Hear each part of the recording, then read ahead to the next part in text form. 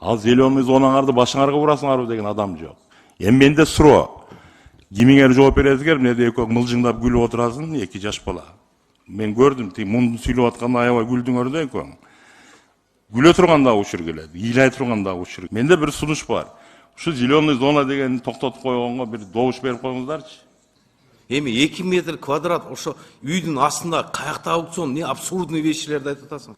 Міне жогорку кеңештин астын кыйратып койдуңарбы? Же тиги парктарды кыйратып койдуңарбы? Зеленый зонаны айтасыңар. Эми бияктан чынын айтканда мындай болуп атат да, урматтуу депутаттар. Ачыгын айтыш керек. Бенде ошол Шүкүрөбөдө Элмурза Ракиевичтин үйү бар. Бар. Ошол себептен азыр мынакей ошо үй жөнүндө сөз болуп атат. Биз айтып атабыз, үйлөргө тийген жерибиз жок, болгону заборлорду гана алып атабыз. Биз муниципальный жерди бошотуп берүүсүн гана суранып атабыз. Иним. Мен айттым го мен үйүм бар деп. Сен эмне жаңылык кылып айтасың? Мен дагы айтайын, мен үйүм бар ал жерде. Сен ошо менин үйүмө кол салып атасың. Сиз сиздин үйүңүздө кол салган жериңиз жок. Вице-мэр.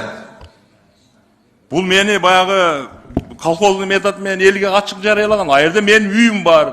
Шүкүрова 166. Дагы эмне деп айтайын сага? Аны эмне жарыялап атасың берип отуруп алып? Могун бир жашың канчада сен? Суроо бул. 34-тө. 34. Биз ойлойбуз, жаштар келсе, жаштар баардыгыңларды, момундай жаштардан коркуш керек.